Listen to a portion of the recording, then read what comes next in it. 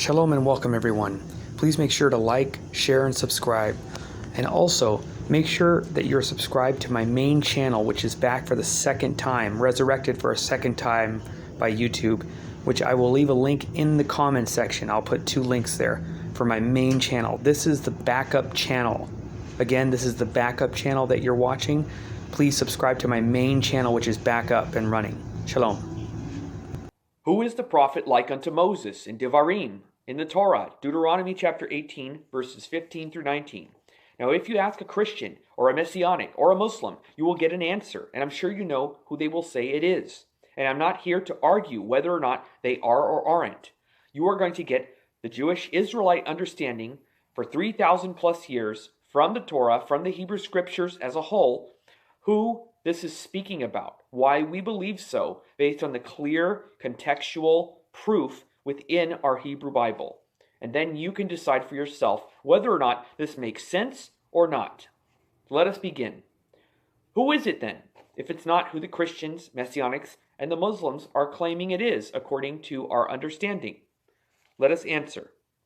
In Devarim, Deuteronomy chapter 18, verses 15 through 19, it refers to Yehoshua, Joshua, in the immediate context, and then all subsequent prophets after him.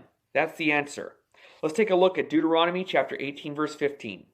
Moses is speaking. This is very important that you understand. So here's Moses speaking. The Lord your God will raise up for you a prophet like me. Pay attention to the emphasis I put. Like me. From among you, from your countrymen. He's speaking to Israel. You shall listen to him. Okay, so now we need to establish the context of what it means to be like Moses.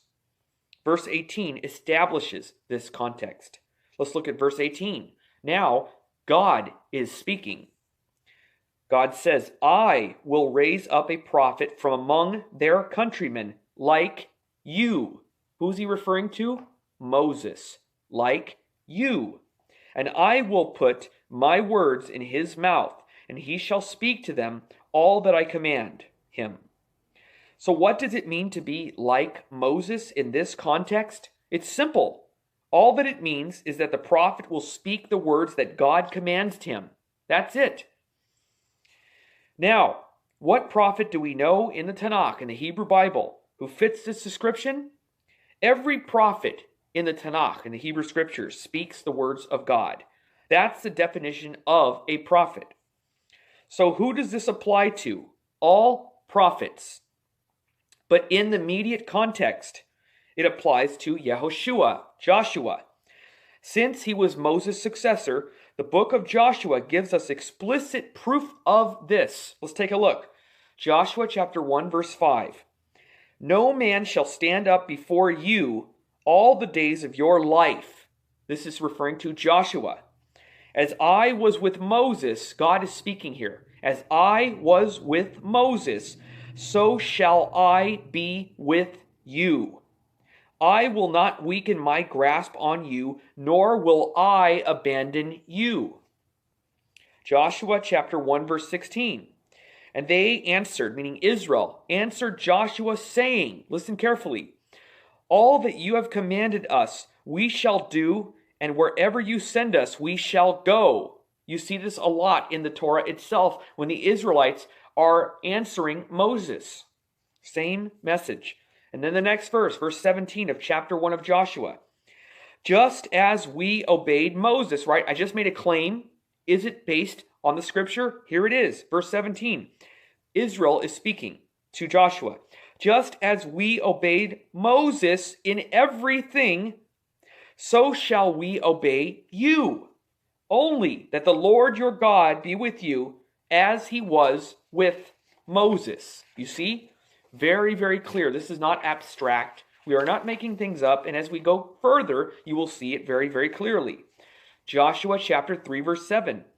And the Lord said unto Yehoshua, Joshua, this day I will begin to make you great in the sight of all of Israel, that they may know that as I was with Moses, so will I be with you. Very, very clear. Joshua chapter 4, verse 14.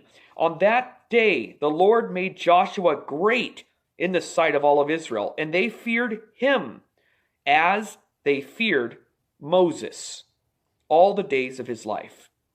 Joshua chapter 11, verse 15. As the Lord commanded Moses, his servant, so did Moses command Joshua, and so did Joshua. He left nothing undone of all that the Lord commanded Moses. Nothing was left undone. Okay? I would argue that there is no prophet in the entire Tanakh, Hebrew Bible, who is compared to Moses as much as Joshua. If you can show me otherwise, you the viewer, I'm willing to listen. Now, you bring up Deuteronomy chapter 34, verse 10. This comes up a lot. It says, and they initially argue, those who bring this up, they argue that Joshua could not be a prophet like Moses, mentioned in Deuteronomy 18, verse 18. Why? Because it says this, okay? It says, and there was no other prophet who arose in Israel like Moses. Listen carefully.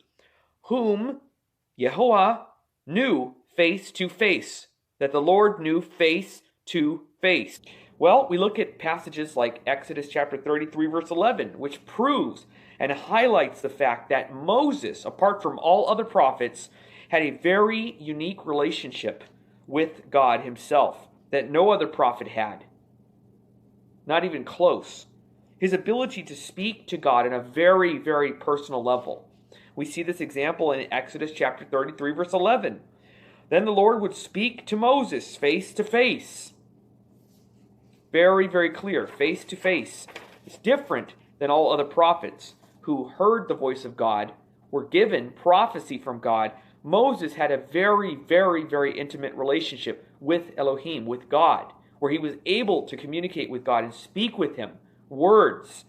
Remember, this is the context of Deuteronomy chapter 34, verse 10. The context of being like Moses is that no prophet like Moses was able to speak to God face to face for this context. I would agree that Joshua and all other prophets are not like Moses in that context, the context I just mentioned, face to face, in the context of Deuteronomy chapter 34, verse 10. But Deuteronomy chapter 18, verse 18 does not speak concerning this context. For to be like Moses in this context of Deuteronomy chapter 18, verse 18 is simply to speak the words that God puts in their mouths. Joshua and all other true prophets certainly are like Moses in this sense of having the words of God upon their mouths. Thus, they are being spoken of in the context of Deuteronomy chapter 18, verse 18. Them, not Moses, but they, the ones that came after Moses, Joshua and the other prophets of blessed memory. We can also use grammatical consistency to demonstrate that Deuteronomy chapter 18, verse 18 does not refer to only one prophet, but rather the general concept of prophets who came after Moses. Let's look at the verses again, carefully. Deuteronomy chapter 18, verse 17, it says, and the Lord said to me, they have done well in what they have spoken. Verse 18, I will set up a prophet for them from among their brothers like you, and I will put my words into his mouth, and he will speak to them all that I command him. Verse 19, and it will be that whoever does not hearken to my words that he speaks in my name, I will hold them responsible of it. These verses describe the prophet like Moses. So in conclusion, the prophet like Moses was very, very clearly Joshua, Yehoshua. So the context of Devarim, Deuteronomy chapter 18, verse 18, shows that Joshua and all prophets that came after him, from Joshua to Malachi, were the prophets like Moses. And Joshua fit the description like Moses better than any of the prophets after him. Now, the other context of the other passages, which they use, Christians and Messianics and others, to push the context, well, it cannot be Joshua because Moses was unique. And that's the point. Yes, that context is different. Moses was unique different from Joshua and all other prophets to come, because he had a relationship unlike any of them ever had. Face to face. He had a speaking relationship with God that they never had. They had prophecies through dreams, through experiences, but never on the level of Moshe, our great teacher of blessed memory. The final verse that I will quote is very, very critical for this video presentation and the argument that I'm making on our behalf and our understanding. In Shemot, in Exodus chapter 19, verse 9, we have the origins of why Israel, the faith of Israel, Judaism, is not a religion, it's a reality. But also, the points being made in this one verse concludes this whole argument. It says there, God says to Moses, I will come to you, Moses, in a thick cloud, so that all the people will hear as I speak with you. And the final words, and then they shall believe in you forever. Now it should say there, until Jesus or Yeshua come, or until the final prophet comes, who will have a new book. It doesn't say that. They will believe in you forever, le'olam in Hebrew. So that is the conclusion of the matter.